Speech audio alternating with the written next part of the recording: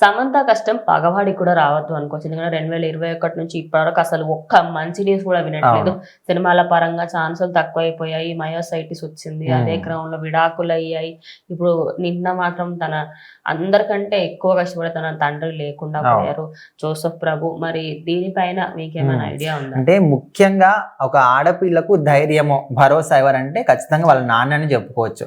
So అంటే boys కూడా ఉండొచ్చు, కాకపోతే గర్ల్స్ కి అయితే ఎక్కువగా వాళ్ళ నాన్న గురించి అమ్మతో ఏదైతే చెప్పుకుంటారో లేదో తెలియదు, కానీ డాడీతో మాత్రం ప్రతి ఒక్క విషయం ఒక ఫ్రెండ్ లాగా ట్రీట్ చేస్తూ ఉంటారు. సో అట్లనే తను ముందుగా ఇండస్ట్రీకి వచ్చినప్పుడు కూడా ఎవరు సపోర్ట్ లేనప్పుడు అంటే వాళ్ళు కూడా ఒక అమ్మ నాన్న స్థానంలోనే ఆలోచించి వద్దులే ఇవన్నీ అవసరం అని చెప్పినప్పటికీ కూడా ఫస్ట్ సినిమా చేసినప్పుడు వాళ్ళు కూడా సపోర్ట్ చేసి ఇప్పటి వరకు ఇప్పుడు ఈ స్టేజ్కి వచ్చిందంటే ఖచ్చితంగా వాళ్ళ సపోర్ట్, ముఖ్యంగా వాళ్ళ నాన్న సపోర్ట్ చాలా ఉండేదంట సమంతకి. సో సడన్ గా నిన్న మాత్రం తను సోషల్ మీడియా ఒక స్టోరీ పెట్టింది, ఇక నేను మిమ్మల్ని చూడలేను అనే విధంగా.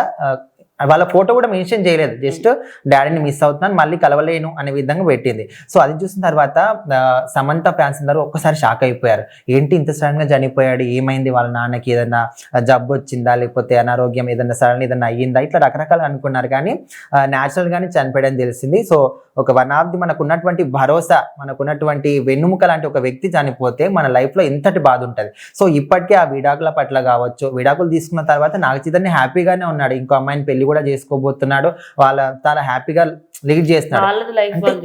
అంటే లోపల బాధ ఉండొచ్చు, కాకపోతే వేరే పెళ్లి చేసుకోవడం వల్ల కొంత హ్యాపీనెస్ అయితేనే వస్తుంది. కానీ ఈమె అట్లా కాకుండా విడాకులు తీసుకున్నప్పటి నుంచి కూడా ఎన్ని విమర్శలు, ఎంత ఒక జంట విడాకులు తీసుకున్నారంటే అబ్బాయిని అంటారో లేదు పక్కన పెడితే అమ్మాయిని మాత్రం ఖచ్చితంగా అంటారు, ఇది వాడిని వదిలిపెట్టింది, వేరే వాడిని చూసుకుని, ఇట్లా రకరకాలుగా మాట్లాడుతుంటారు. సో అట్లాంటి విమర్శలు ఎదుర్కొంది. అదేవిధంగా పుష్ప 2లో స్పెషల్ సాంగ్ చేసినప్పుడు దాని పరంగా కూడా భర్తను వదిలిపెట్టింది, ఇప్పుడు ఈ విచ్చలవేడిగా ఇట్లా చేస్తుంది అని చాలా ఇట్లా వచ్చారు. అండ్ మళ్ళీ తర్వాత మనకు మయోసైటిస్ వ్యాధి రావడం, దానివల్ల బాధలు. సో ఇప్పుడు సడన్ గా మళ్ళీ ఇన్ని బాధలు ఉన్నప్పటికీ కూడా వాళ్ళ నాన్నగారు చనిపోవడం అనేది తీరని లోటు అనమాట, ఇంకెవరు కూడా తీసుకురాలేదు. సో అలాంటి ఒక మంచి వ్యక్తిని తన లైఫ్ లో ఉన్నటువంటి ఒక సపోర్ట్ ని కోల్పోయినందుకు తను చాలా బాధపడుతుంది. సో చాలా మంది చూసిన వాళ్ళు కూడా ఇన్ని బాధలలో నువ్వు ఎంత స్ట్రాంగ్ గా ఉంటావు ఆల్రెడీ, కాకపోతే ఇంకా స్ట్రాంగ్ తెచ్చుకోవాలి.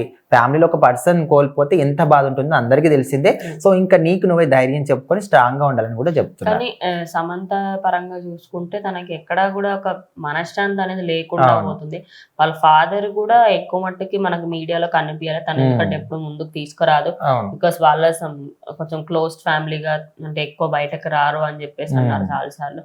అండ్ సమంతకి సంబంధించి తన లైఫ్ లో ఎక్కువ మట్టుకి తను రీసెంట్ గా ఒక పోస్ట్ పెట్టింది, I guess God is testing me with my పేషెన్సీ.